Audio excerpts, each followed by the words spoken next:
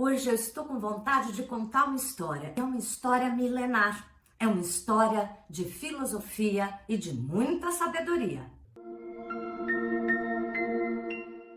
Bem-vindos ao Filosofando com o Jinshin Jyutsu, as relações variadas que o Jinshin Jyutsu faz com a natureza, com a astrologia, com a fisiologia. Mas hoje eu achei importante a gente parar um pouco de falar de questões específicas onde o Jinshin se relaciona, para a gente conhecer como surgiu o Jinshin Jyutsu. O Jinshin Jyutsu, ainda sem ter esse nome específico, é uma sabedoria milenar que veio do Japão. Não se tem o conhecimento exato de quantos séculos atrás o Jinshin já existia.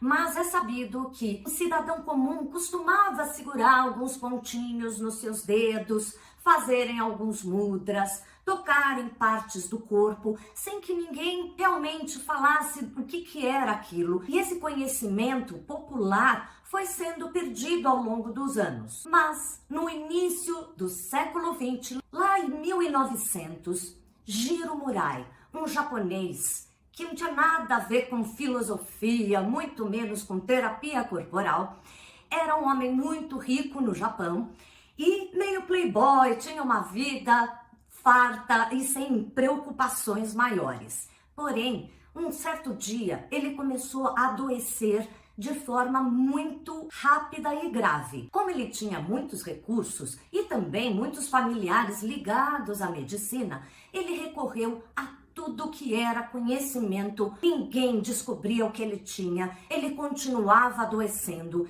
e ele percebeu que esse mal, uma hora, talvez acabasse com a própria vida. Então, ele resolveu buscar um recolhimento e pediu para que o levassem para uma casa nas montanhas que a família tinha e o deixassem lá por uma semana, sozinho, uma semana para pensar, sentir, limpar o organismo. Enquanto ele estava lá solitário, ele se lembrou que muitas pessoas que trabalhavam na casa dele quando ele era criança tinham o costume de fazer certas posições com as mãos que eram os mudras. E ele foi se recordando de cada um desses passos que uma mão com a outra poderiam fazer. E ainda muito adoentado, com muitas reações no corpo, ele começou a fazer os mudras incessantemente e percebeu que aos poucos ele foi sentindo muito calor, suando muito, depois sentindo muito frio.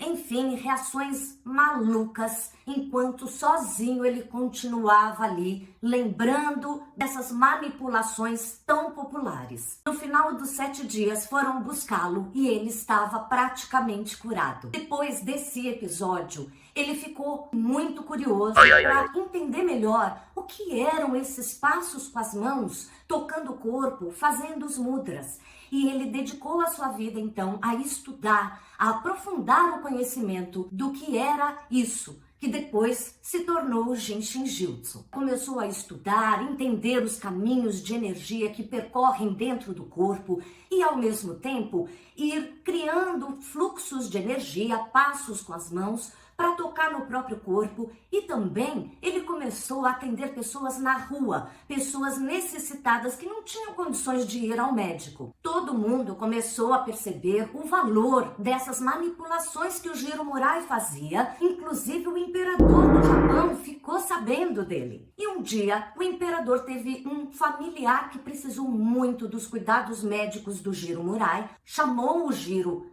no palácio e o Jiro começou a fazer o Jinshin Jyutsu nessa pessoa querida do imperador. Essa pessoa se curou e o imperador, encantado, perguntou ao Jiro Murai o que ele queria de presente, se ele queria terras, se ele queria alguma medalha.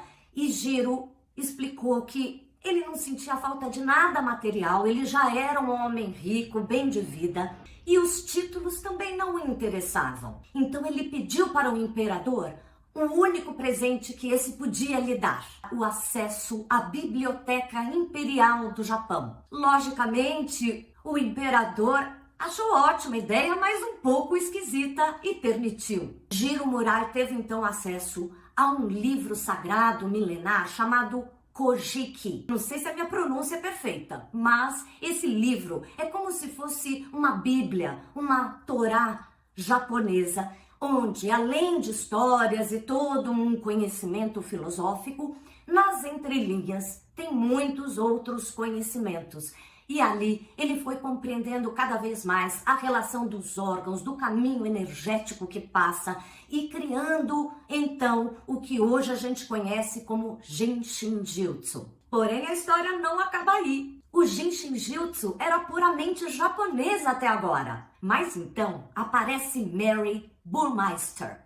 Essa é uma japonesa que nasceu nos Estados Unidos. E na época da Segunda Guerra Mundial, onde os Estados Unidos estavam contra o Japão, muitos japoneses americanos tiveram que fugir do país. E foi o que a família da Mary fez. Então ela, jovem no Japão, encontrou Jiro Murai e começou junto com ele a estudar e praticar o Genshin nas pessoas necessitadas. E aos poucos ela também ia indagando novas questões e eles juntos foram multiplicando o número de fluxos, as travas de energia. Era um estudo com o seu mestre. Porém, a guerra acabou e um tempo depois Mary retorna para os Estados Unidos. Ali ela se casa, forma a vida dela de uma dona de casa dos anos 50, 60 comum. Mas ela e Jiro Murai continuam a se comunicar por cartas que levavam muito tempo para chegar de lá para cá. Essas cartas, ela continuava a estudar e mandar as perguntas ou os questionamentos daquilo que ela descobriu. E depois de meses chegava a carta do Jiro Murai com novas percepções e trazendo ainda mais riqueza de volta. E quando os filhos começaram a crescer e ir para a escola, eles começaram naturalmente ali no ambiente escolar a se tocar em certos pontos, quando tinham uma dor, um incômodo, queriam ficar mais em tranquilidade. E os professores, e principalmente as mães das outras crianças na escola, achavam aquilo tudo muito curioso e foram perguntar para Mary: o que é isso que os seus filhos ficam fazendo o tempo todo? E a Mary, então, começa a falar do Genshin Jutsu aqui no Ocidente, começando nos Estados Unidos. A partir daí, ela cria uma forma de passar essa informação para o ocidental, que é muito diferente da maneira do oriental japonês estudar, compreender, assimilar. E começou a dar pequenos cursos que foram se ampliando. Hoje o Genshin Jutsu é ensinado em vários países pelo mundo afora. E mesmo o ensinamento bem japonês que existe lá no Japão, hoje em dia é bastante intercambiado com os ensinamentos que a Mary começou. E para a gente não ficar sem alguma prática, eu vou passar então aqui agora o vídeo sobre os mudras. Começamos colocando o dedão da mão direita na palma do dedo médio da mão esquerda. Segure com tranquilidade sem apertar por mais ou menos 1 minuto. Depois repita o mesmo para a outra mão, colocando o dedão da mão esquerda sobre o dedo médio da mão direita na palma. Depois a gente faz na costa da mão, a mão direita cobrindo o dedo médio da mão esquerda. Sempre sem apertar, deixando a energia fluir. Depois você repete o mesmo com a mão esquerda, o dedão da mão esquerda sobre o dedo médio da mão direita. Então, a mão direita agora vai segurar na palma da mão esquerda, sendo a palma, o dedo anular e mínimo juntos. Relaxa os braços enquanto segura por meio minuto até 1 minuto inteiro. Depois repita com a outra mão. A mão esquerda com o dedão segura a palma, o dedo anular e o mínimo da mão direita. Sinta o contato. Agora é na costa da mão.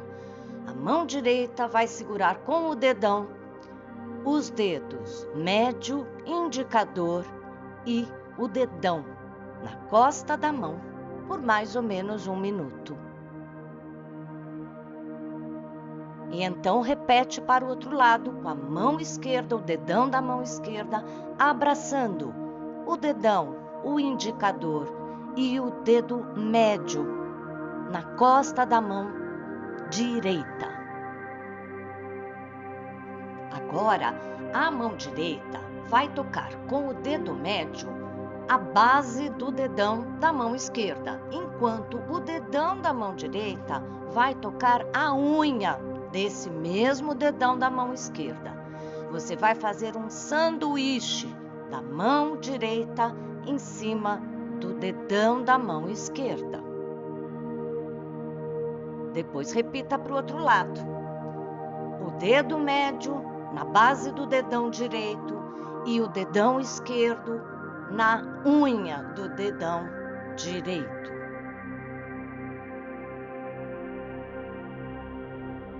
Depois de 1 minuto agora, com o dedão você vai cobrir a unha dos 2 dedos anelares ao mesmo tempo. Você vai fazer um ok, mas com o dedo anelar. 1 minuto. Depois você entrelaça todos os dedos das mãos e só o dedo médio é que vai levantar e um dedo médio junto com o outro reto vai se conectar enquanto os outros continuam entrelaçados. Sempre relaxe os braços enquanto aplica os mudras. Respire. E então agora é a unha do dedo médio que vai juntar com a unha do outro dedo médio, mão direita e mão esquerda, só unidas pelas 2 unhas do dedo médio. E por fim, una as 2 mãos como numa prece e relaxe meditativamente por alguns minutos nessa última postura.